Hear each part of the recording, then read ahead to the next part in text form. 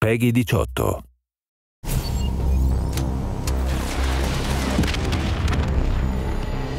Every single time we make a Call of Duty game, we step up to push ourselves, to push our craft, to push us creatively. With this game, what we wanted to do was provide a deeper and richer narrative. The more you play, the more you look, the more you experience the game, there's something more there.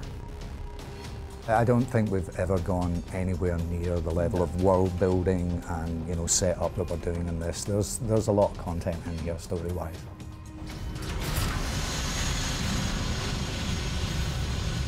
All right, let's get to work. We're setting up a new world. We're setting up a future scenario. At the beginning, we were talking to a lot of advisors, future technologists, and experts on climate change and things who painted a certain view of the world that we were kind of a little bit scared of.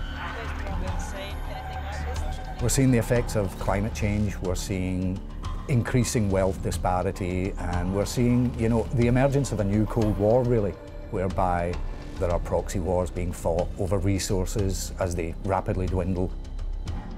Our storytellers have really pushed the envelope of Black Ops 3. It unfolds before you and below you. Not only is the narrative there as you're playing through, but we've pulled together features inside the game that are just for people who want to dive deeper into the fiction and who want to dive deeper into the narrative and the story. When we were constructing it, we started off with this kind of top line, the Hollywood blockbuster mentality, and then allowed to because that extra that time and extra consideration we could throw at the game, we went and then started to go deeper and deeper and deeper. You really have to look at current trends, and you need to extrapolate, and you need to project based on as much accurate information as you can about how the world might go and how things will develop.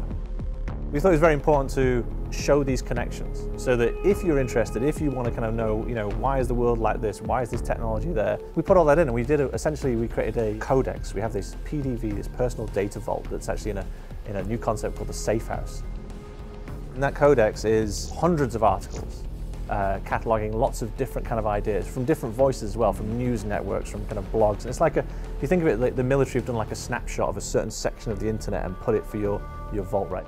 And so for story writers, for world builders, we were like, okay, we can use that to lay down, this is how we got there.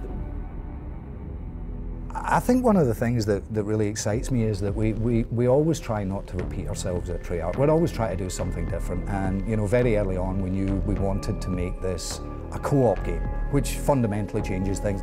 And more than that, the level of player customization.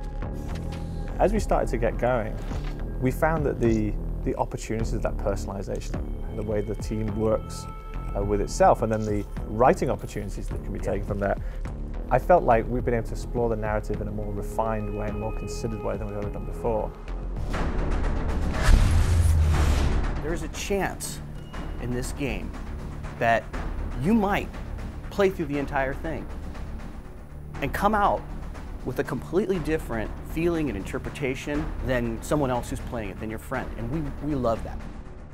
I think it really speaks to gamers, because of the way this very systemic approach of how we constructing our levels. So what you take in, who you are, how you then engage, the co-op nature of it has forced us to actually rejigger the Call of Duty formula slightly, and I think it's a lot stronger because of it. So I think the thing that's really exciting about Black Ops when we're making it, and what the fans love about it is, of course, it's an epic and cinematic Call of Duty game, but Black Ops is dark and gritty and twisted and messed up. Even though you think you know what's going on, we love to mess with your head.